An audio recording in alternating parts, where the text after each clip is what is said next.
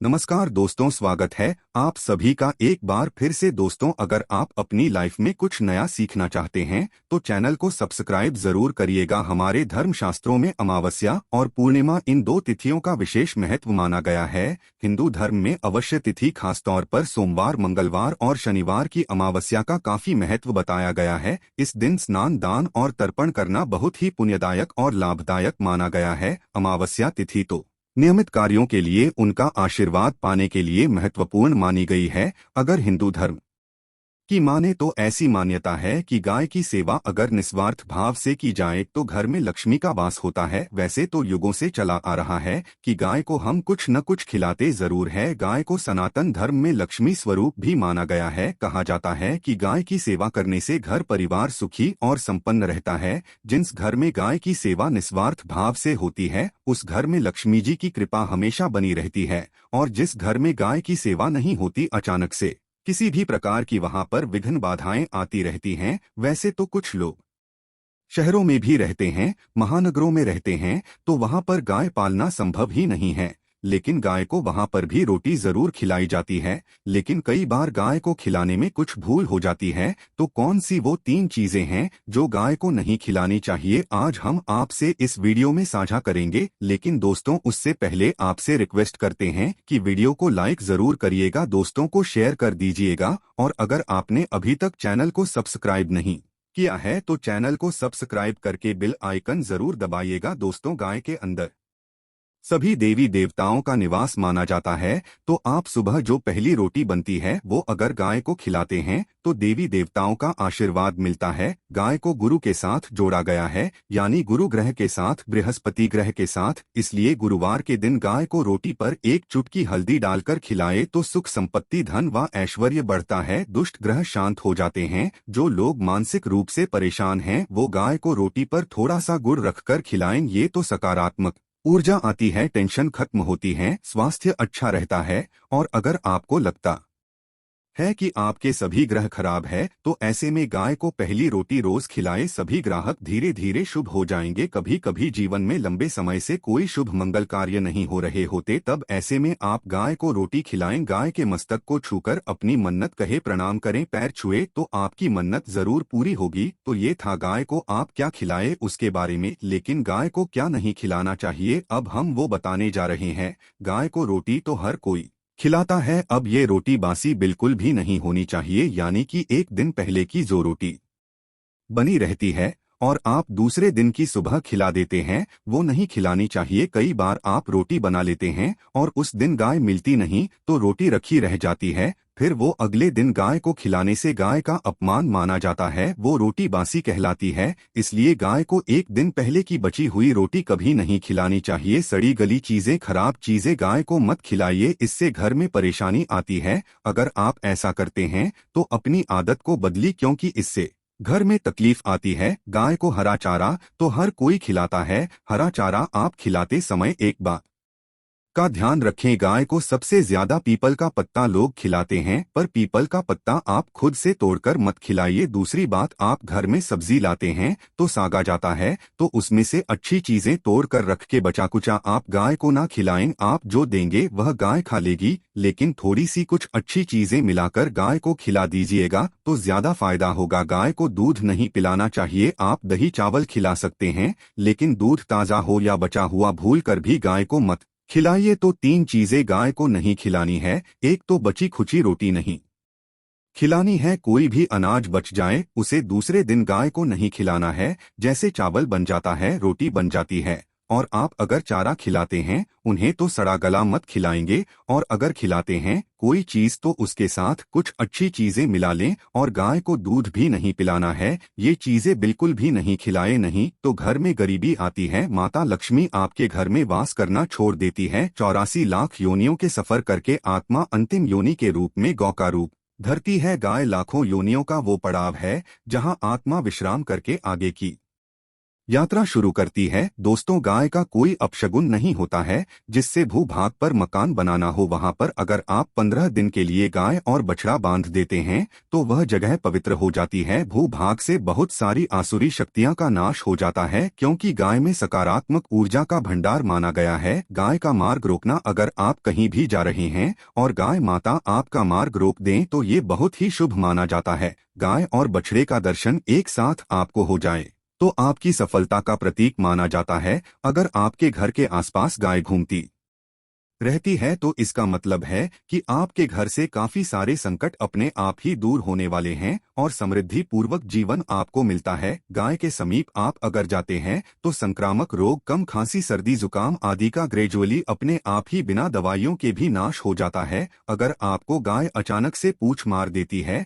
तो ये बहुत ही शुभ संकेत माना गया है और काली चितकबरी गाय का ऐसा करना तो और भी ज्यादा शुभ माना गया है। पंचगव्य जो होते हैं वो कई रोगों में लाभदायक है। मुझे गव्य क्या क्या हुए? गाय के दूध, दही, घी, मूत्र और गोबर, इन सभी को शरीर की रोग निरोधक क्षमता को बढ़ाकर रोगों को दूर करने वाला माना गया है। ऐसा कोई रोग नहीं है जिसका इलाज पंचगव्य से नहीं किया जा सकता। दोस्तों, आज के समय में लोग गौमाता की पूजा करने के बजाय, उनका सही उपयोग करने के बजाय उनको काट कर मार कर खाना ज्यादा पसंद करते हैं। बुरा लगेगा शायद, पर ये सच है। और गाय को रोटी देने से न केवल सुख समृद्धि की प्राप्ति होती है बल्कि बरकत भी होने लगती है। अगर आप गौ को पाल सके तो अच्छी बात, लेकिन आज के मॉडर्न युग में जहां लोगों की शायद खुद की घर में रहने की जगह नहीं है, ऐसे में गौ को रखना थोड़ा कठिन और महंगा हो सकता है। ऐसे में आप गौ को रोटी दें। कम से कम रोटी दे करके आप सुख समृद्धि को प्राप्त कर सकते हैं। आपके घर में बरकत होने लगती है। हमारे बुजुर्ग हमेशा से कहते आए कि गाय को रोटी खिलानी चाहिए, लेकिन समय स्थिति के चलते गाय की सेवा हर कोई नहीं कर पाता। लेकिन कम से कम रोटी तो आप खिला सकते हैं। अगर रोटी भी नहीं खिला सकते, जैसे काफी सारे जो हमारे भाई बहन मलेशिया वगैरह में, लंदन वगैरह में बैठे हैं, उनको गाय नहीं मिलती, वो पूछते हैं कि हम कैसे गौ सेवा करें। आप ऐसा कर सकते हैं, आप गांव के नाम के पैसे निकालते जाएं और फिर आप चाहे तो कभी इंडिया आए तो आप गौशाला में दान दें, या फिर आप चाहे तो वहीं पर किसी गरीब को गाय के नाम का रुपया खिलाएं। किसी भी अनाथ आश्रम में चले जाएं, किसी वृद्धाश्रम में चले जाएं, किसी भी दूसरे सफेद पशु को आप भोजन कराएं। ये भी आपके लिए बहुत अच्छा होने वाला है। कम से कम जरूर खिलाएं। हमारे देश में कई जगह देखा गया है और कई लोगों का प्रश्न आता है कि हम झूठी रोटी गाय को देते हैं,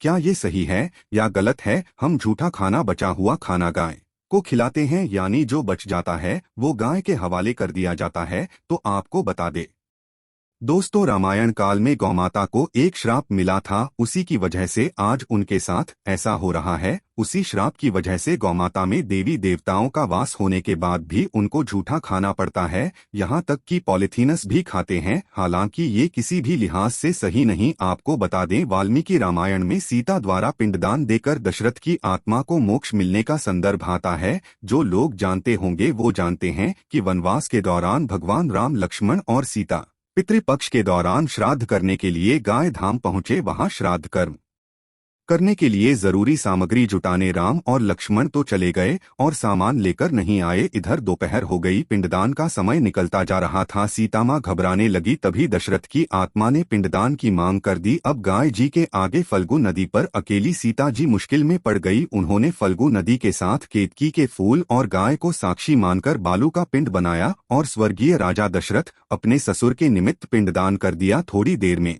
भगवान राम और लक्ष्मण जब लौटे तो उन्होंने कहा कि समय निकल जाने के कारण मैंने पिंडदान कर दिया।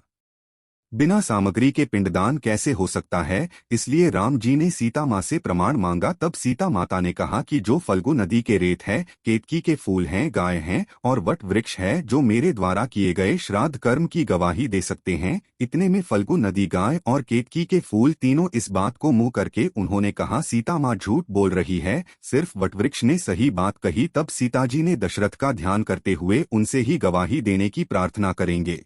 दशरथ जी ने सीता माँ की प्रार्थना को स्वीकार करके घोषणा की कि वक्त पर सीता ने मुझे पिंडदान कर दिया। इस पर राम आश्वस्त हुए, लेकिन तीनों गवाहों द्वारा झूठ बोलने पर सीता जी उनसे क्रोधित हो गई और उन्हें श्राप दिया। फल्गु नदी से कहा कि जा, तेरा नाम सिर्फ नदी रहेगा, लेकिन तुझमें पानी कभी नहीं रहेगा। इस कारण आप भी जानते होंगे कि फल्गु नदी में आज भी सूखी ही रहती है। गाय को श्राप दिया कि तू पूज्य होकर भी लोगों का झूठा खाएगी, और केतकी के फूल को श्राप दिया कि तुझे पूजा में कभी नहीं चढ़ाया जाएगा। बट वृक्ष को सीता माँ ने आशीर्वाद दिया कि उसे लंबी आयु की प्राप्ति होगी और दूसरों को छाया प्रदान करेगा, तथा पतिव्रता स्त्री तेरा स्मरण करके अपने पति की दीर्घायु की कामना करेंगी। यही कारण है कि गाय को आज भी झूठा खाना पड़ता है। केतकी के फूल को पूजा से निषिद्ध बताया गया है। फल्गु नदी के तट पर जल नहीं है। सीताकुंड में पानी के अभाव में सिर्फ बालू या रेत में पिंडदान किया जाता है। दोस्तों, शास्त्रों के मुताबिक गौमाता में सारे देवी देवता निवास करते हैं।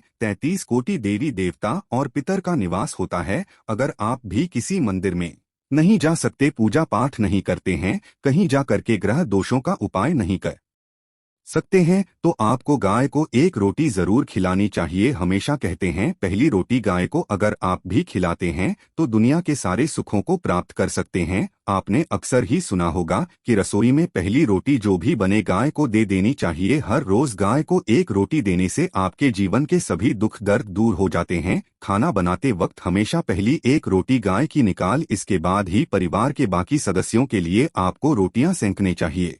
कोशिश करनी चाहिए कि गाय की उस रोटी में थोड़ा सी हल्दी मिला दें, इससे गाय को रोटी खिलाने का अपार फल प्राप्त होता है। अगर गुरुवार का दिन हो तो लोही ले सने हुए आटे की एक छोटी सी लोई बना लें और उसमें हल्दी मिलाकर गाय को खिला दें। आपके जीवन में शुभता आती है, वैभव आता है, धन संपत्ति का वास होता है। आप जो भी हासिल करना चाहते हैं जिंदगी में, तो आप देखेंगे कि तुरंत आपको मिनटों में वो हासिल हो जाता है। इसी तरह से आपको नमक का एक उपाय बताते हैं। नमक क्या है? नमक के बिना तो हर स्वाद अधूरा है, और साथ ही साथ अगर नमक न हो जीवन में तो स्वादहीन हो जाता है। जितना हम खाने में नमक को इम्पोर्टेंट मानते हैं, उतना ही ज्योतिष में नमक को इम्पोर्टेंट ही माना जाता है और इसे कर्ज की वस्तु माना गया है। किसी का नमक खाने का अर्थ क्या होता है? उसका कर्जदार होना। आपने सुना ही होगा, नमक का कर्ज अदा करना है। इसलिए अगर आप जीवन को सुगम बनाना चाहते हैं, सरल बनाना चाहते हैं, तो नमक का एक आसान सा प्रयोग आपको आज हम बताएंगे। आप देखिए कि कितने आपको पॉजिटिव परिणाम मिलते हैं, और इतना आसान है कि इसके लिए आपको अतिरिक्त मशक्कत करने की कोई जरूरत नहीं है। सिर्फ आपको अपने घर में बनी सबसे पहली रोटी लेनी है और उस पर थोड़ा सा नमक रख दें। अब आप पूछेंगे कौन सा नमक रखें? तो सबसे बेस्ट है आप ज्यादा नमक डेली वाला नमक, सस्ता नमक जो भी है वो रखें। काला नमक नहीं रखना है, आपको सफेद नमक ही रखना है। तो नमक रख लें और फिर इस रोटी को किसी कपिला गाय को आपको दे देनी है। कपिला गाय यानी सफेद रंग की गाय को आपको खिला देना है। अगर आपको कपिला यानी सफेद गाय नहीं मिलती है तो आप ये रोटी किसी भी गाय को खिला दें, मगर यदि आपको कोई ऐसी गाय दिख जाए, सबसे पहले सफेद गाय को ही खिलाना प्रेफर करें। आपको बता दें दोस्तों, ये उपाय आपकी हर समस्या को जड़ से दूर कर देता है। चाहे आपके घर में कोई बड़ी कलह हो, कोई पारिवारिक वाद विवाद हो, इस उपाय को करके आपके घर में सुख का वास होने लगता है। जो भी धन की कमी हो, बच्चों की पढ़ाई हो, कैरियर में सफलता हो, सभी मुश्किलें आपके जीवन की दूर होने लगती है।